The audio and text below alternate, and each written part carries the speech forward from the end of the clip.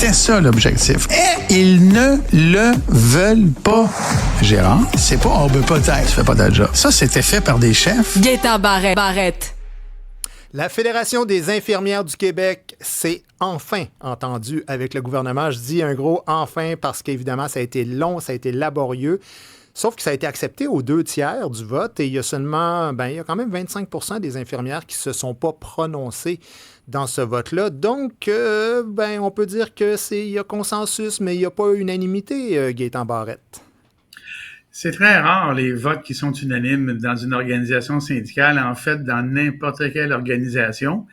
Surtout quand le vote, c'est pas un vote de délégués, hein, les gens ne savent pas ça. Mais ce qui vient de se passer à la FIC, comme la fois d'avant, c'est un référendum. Alors, c'est un thème qu'au Québec, on connaît. Alors, on a connu des référendums à 50, versus 49, Alors, 66% dans un référendum où tout le monde, évidemment, n'a pas participé parce que c'est le propre de la chose, c'est quand même un bon score. C'est un bon score, surtout quand on considère qu'il n'y a pas beaucoup de changements dans l'entente qui a été proposée dans ce vote-là par rapport à celle qui avait été rejetée il y a à peu près un mois. On dit que le réseau public devient de plus en plus attrayant avec cette nouvelle entente-là. Et puis, bien évidemment, qu'on risque d'avoir plus d'infirmières qui sont dans les fameuses agences privées qui vont revenir au service public. D'abord, est-ce que c'est vrai, Gaétan? Puis concrètement, qu'est-ce que ça change pour les patients? Là? Parce que c'est ça que les gens veulent. Tu sais, ils veulent pas entendre des grandes phrases de politiciens. Ils veulent savoir, pour eux autres, qu'est-ce que ça change que cette entente-là à partir de maintenant? Écoute, je suis content que tu le présentes comme ça parce que c'est vraiment comme ça que ça devrait non seulement être présenté, mais ça devrait être négocié pour ça. Moi, j'ai pour mon dire, c'est une phrase que j'utilise à répétition quand j'étais moi-même à la tête d'un syndicat. C'est ce que je disais à mes membres. Une négociation réussie, c'est quand les deux parties à la fin sont malheureuses égales.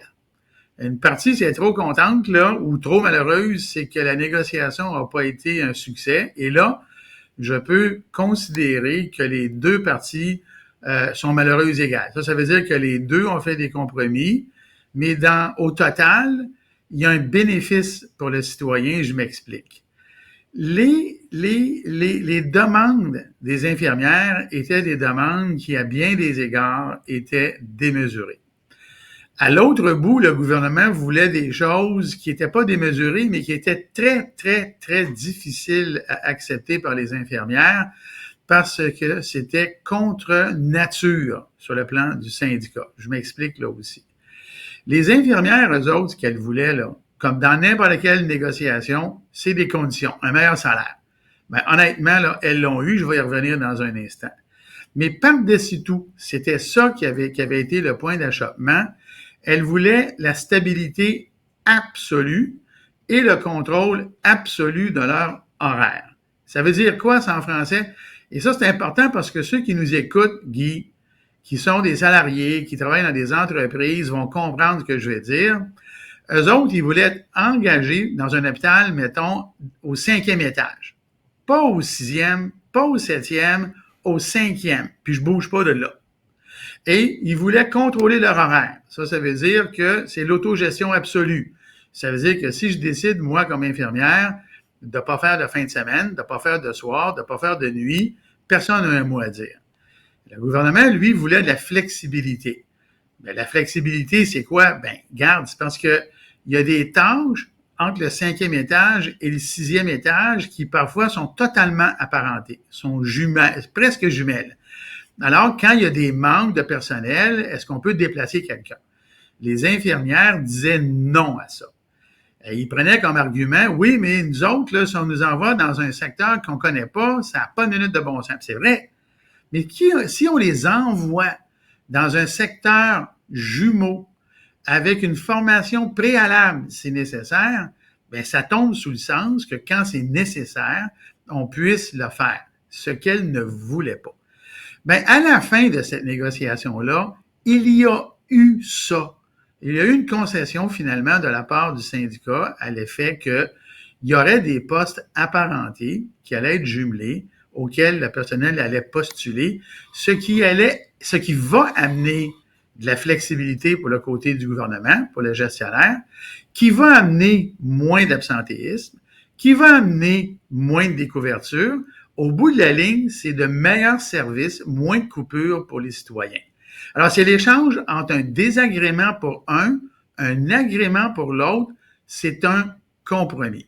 Tu as évoqué, tu as évoqué la question du salaire, par exemple. Moi, j'aimerais savoir quels sont les gains par rapport à ça, parce qu'il y a à peine un an, dans la même semaine, il y avait eu 2 articles consécutifs qui étaient sortis. Il y en a un qui disait qu'à 53 000 par année, le salaire d'entrée des infirmières au Québec était 40 inférieur à celui de l'Ontario.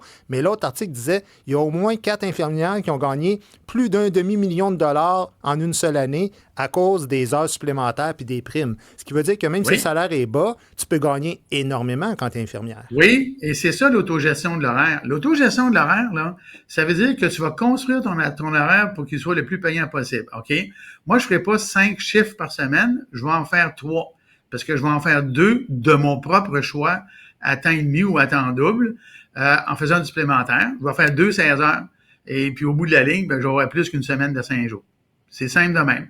Alors, ces gens-là construisent leur horaire et font des montants très, très élevés. Écoute, Guy, encore une fois, là, pour le bénéfice de nos auditeurs, ce qu'elles ont gagné, les infirmières, là, c'est qu'aujourd'hui, là, avec une formation de niveau cégep, à la fin, à terme, à 10 ans d'ancienneté, 11 ans, là, tu te retrouves dans le 10% des contribuables les mieux payés au Québec. Trouve-moi la formation de niveau cégep qui t'amène à ce niveau-là. C'est combien d'argent, ça, par année? C'est 93 000 $. Puis si tu es infirmière bachelière, tu te rends à peu près à 117 000.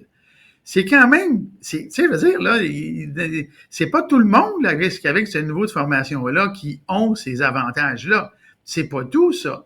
Dans ce qui a été signé, je vais te donner un exemple de compromis. Dans ce qui a été signé, elles ont obtenu, puis ceux qui nous écoutent n'ont pas ça. Quand ils font du supplémentaire, ils vont être payés à temps double. Quand? À la condition qu'ils fassent un temps plein avant. Et seulement dans les périodes défavorables, comme l'été, Noël, ce genre. Mais quand même, dans plein de périodes dans l'année, il y a un incitatif, une compensation pour le temps supplémentaire qui est du temps double. Or, leur demande, eux autres, c'était temps double en permanence. Ben oui, mais si c'est du temps double en permanence, ça veut dire qu'il n'y a plus aucun incitatif à faire des soirs et des fins de semaine, des nuits, parce que, écoute, dans le temps régulier, de jour, dans la semaine, lundi, mardi, quand c'est moins lourd pour ta vie personnelle, que ça te donnerait d'avoir cet incitatif-là à fin de semaine. C'est qu'elle voulait l'avoir tout le temps. Elles l'ont pas eu tout le temps. Le gouvernement a fait la concession de le donner, mais à condition d'avoir fait du temps plein avant. C'est raisonnable, mais la compensation, le gain, il est là pareil. Alors ça, je te donne 2 exemples qui mettent la lumière, à mon sens, sur la réaction démesurée de la présidente aujourd'hui. Parce que quand on l'a entendu, ce qu'elle a dit dans toutes ses entrevues, la bataille continue. C'est ça. Ben là, tu sais, quand tu regardes ça, là, ce que je viens de dire, là, c'est quoi, là? Je veux dire, aujourd'hui, on vient de signer et on va continuer des moyens de pression à partir de demain. En laissant entendre à la population qu'il n'y a pas eu de gains, il y a eu des gains. Je vais donner un autre exemple. Elles, ce qu'elles voulaient, les infirmières, c'est d'avoir des postes stables. Je suis engagé 2 jours au 5e étage, puis je bouge pas.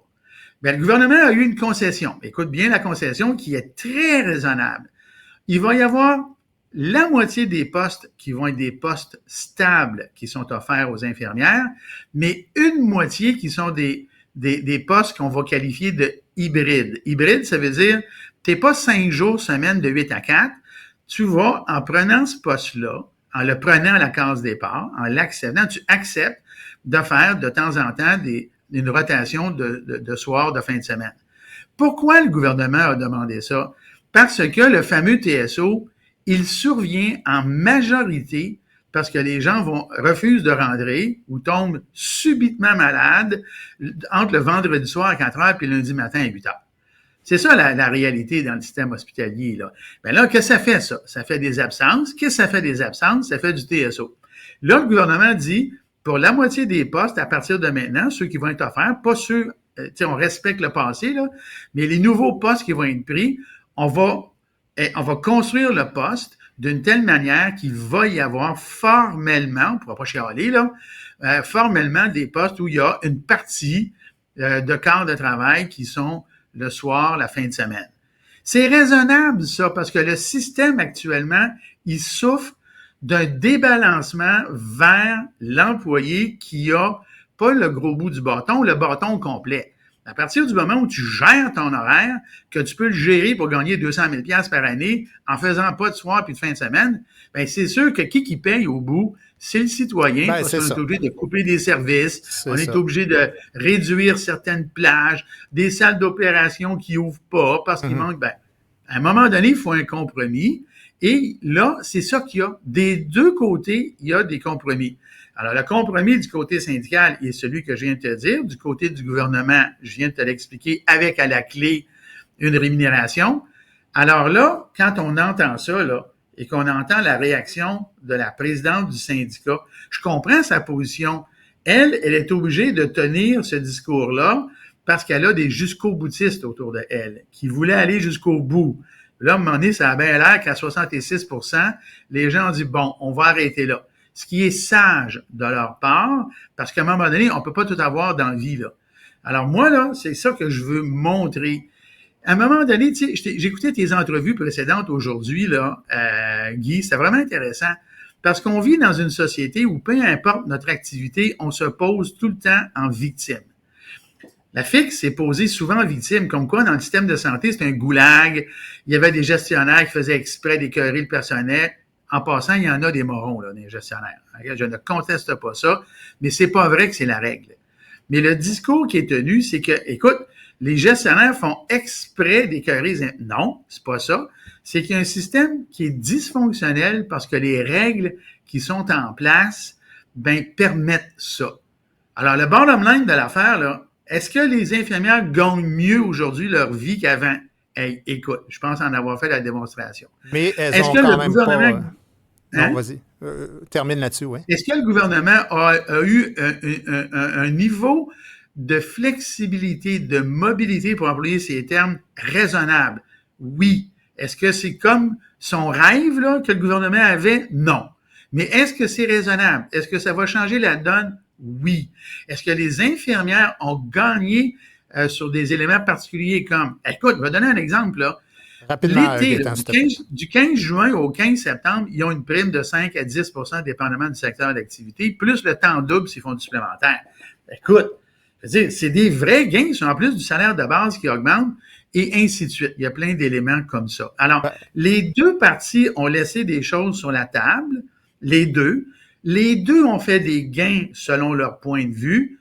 Ben moi, je trouve que c'est une bonne entente et il n'y a certainement pas lieu ni pour la FIC, ni pour le gouvernement d'être négatif dans le discours. Mais s'il y a un discours qui est négatif, ça ne fait que démontrer une chose. Il y a des franges radicales qui exigent que leur présidente, dans le cas présent, tienne encore un discours guerrier, qui, à mon avis, n'a pas lieu d'être.